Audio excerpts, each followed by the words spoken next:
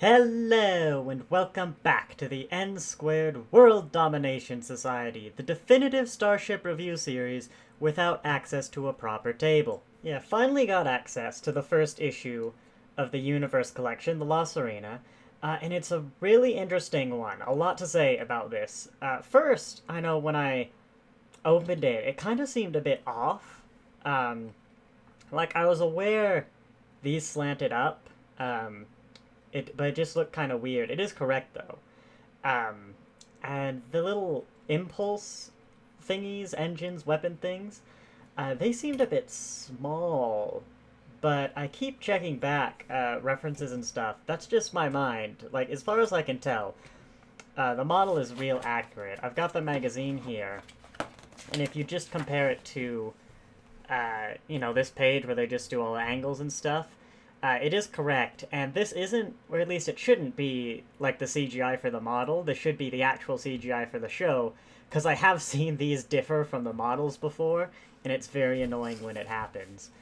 But, yeah, the accuracy of this seems really, really good, even if it felt a bit off to me. And I think the reason it felt a bit off is because the La Sirena as a whole has kind of been like a weird ship, right? Because it's not very Star Trek, but at the same time, it like sort of is. You kind of got the big long. I don't think these are nacelles, um, but you got like the big long bits. You clearly got two engine-y bits here, but they don't really speak the Star Trek language.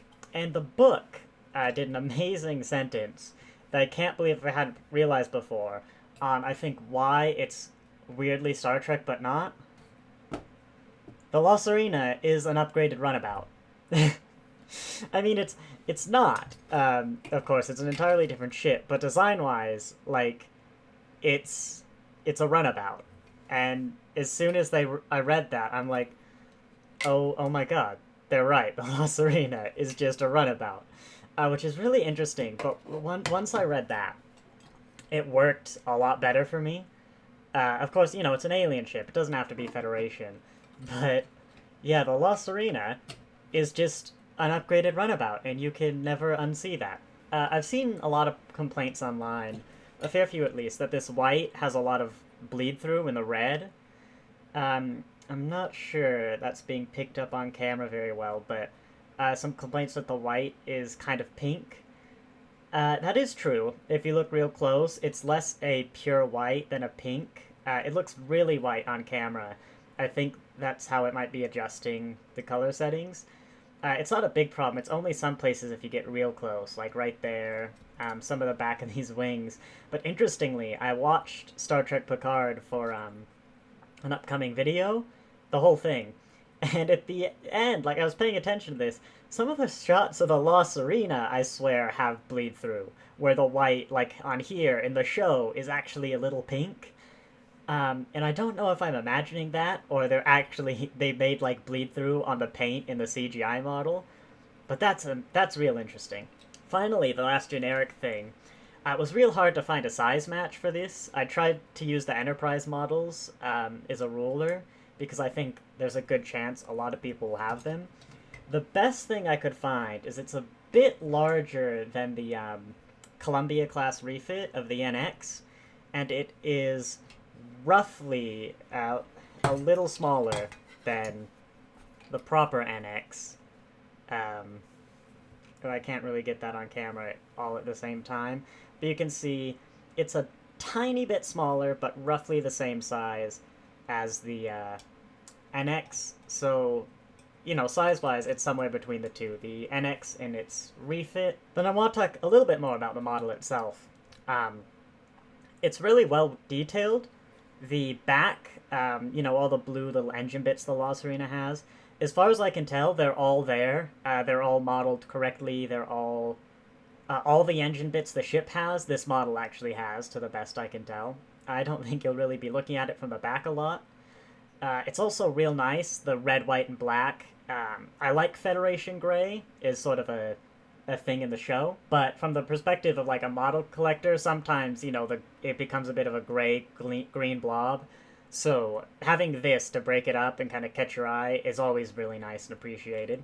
The bottom is also pretty well detailed. Not that you'll be seeing it a lot, but you've got little grooves where there, that's a good shot. You can see you've got grooves for the paneling, the greeblies, I believe they're called, and you can see there's like texturing on here. Same at the bottom of the nacelle weapon bits. I don't really know what to call these after reading the magazine. Interesting is the windows on the side, because I didn't think the Lost Sirena was that big and multi-storied, especially looking at the cockpit, but I'm pretty sure they're accurate.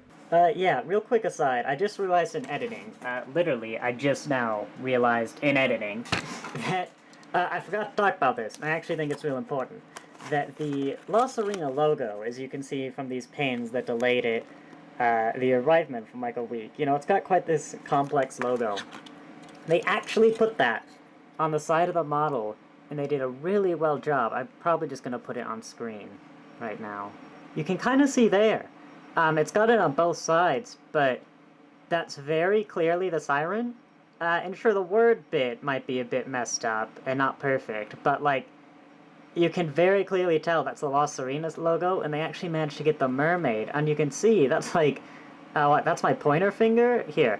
My pinky finger, that is like significantly smaller than the nail on my pinky, and they just nailed it. So yeah, I thought that was important to add, that they did a really nice job with that logo.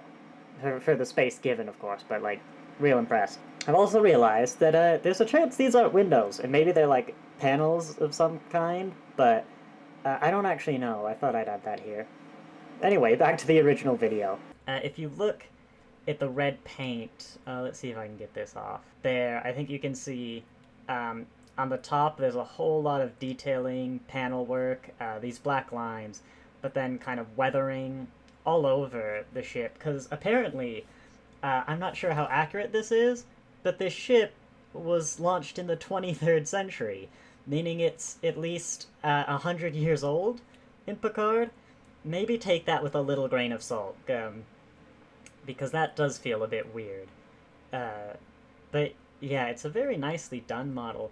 I was looking, actually, there was something weird. I don't know if maybe this is a misprint, but right there you can see it's more detailed than... Oh, there you go, there you can see a lot of the weathering along this nacelle. But if you look at this one, there's a whole lot of weathering. Then it just stops in a vertical line. There's a little bit right there. And then it just kind of continues again. I'm not sure if I'm catching this great. It's just such a bright light on such a small amount of detail. But it almost looks like there might be a little bit of a misprint right there where the detailing just didn't go in. Which is a bit unfortunate, because the way I display these, it'll probably be like that and not like that. It's only really looking close. I would not have noticed it unless I was really paying attention for this video. But it is something I feel I should point out. Also nice, not many Eaglemoss models do this, but it does actually sit on its own on these little engine bits, like the runabout. Not on the landing legs, which very nice touch, by the way. You can see they did put the landing legs on the model. It doesn't actually sit on them, and of course they don't extend. It sits on like this bit here and here. But it is nice to have a model sit down and like, you know, it looks how I think it should look landed, even though it's not technically on the landing gear. Finally, the magazine itself was pretty interesting. I'll just flick through it a little bit. It had a lot of interesting work, interesting tidbits, artwork, and interesting tidbits like that runabout thing I mentioned. I don't want to spoil all of it. Oh yeah, this was real nice, because the inside of the Lost Sirena is really weird, doesn't make a lot of sense. Like, I've never really been able to map the inside to what we see in this ship, but problem with this is it's a very old model. Like, you can see, first off, teleport room. The person who designed this was clearly new to Trek and had no right designing starships if you call it a teleport room. But anyway, you can see it's not the most accurate, which is a shame. I would have liked an upgraded detail of the interior. But yeah, it had a lot of interesting artworks, and like the vast majority of Eaglemoss ships, I do appreciate the La Sirena more after having gotten a model of it. I don't know how this compares to the XL. I don't have it yet. I think it only just became available to buy in the US. But I'll definitely do a video on the XL once I get it. But yeah, definitely worth the, what is it, like $9 is your first model to the Star Trek Universe collection. What are these at full price? Like 50 if you buy them directly from the shop? 40, 50? Same price as Discovery's ships, whatever they are. But yeah, ignoring the XL for a second, I would definitely recommend this. There are two types of people watching this video. Either you're a completionist and you're gonna buy them all anyway, in which case I'm not really sure why you're here. But, or you're trying to decide whether you should get this model. If you prefer the smaller size, definitely get this model. I'd say it's worth it. If you prefer the larger sizes, maybe wait to see how people review the XL. I don't know when I'll get it. I'll probably order it really soon. But yeah, from the perspective of, you know, if your grandma and your kid's like, oh, grandma, I really like your southern kid who also sounds like they're 80 years old. It's like, oh, grandma, I really like that new Star Trek Picard show. Um, why are they so old? But and you're trying to buy a ship for your 80-year-old grandson.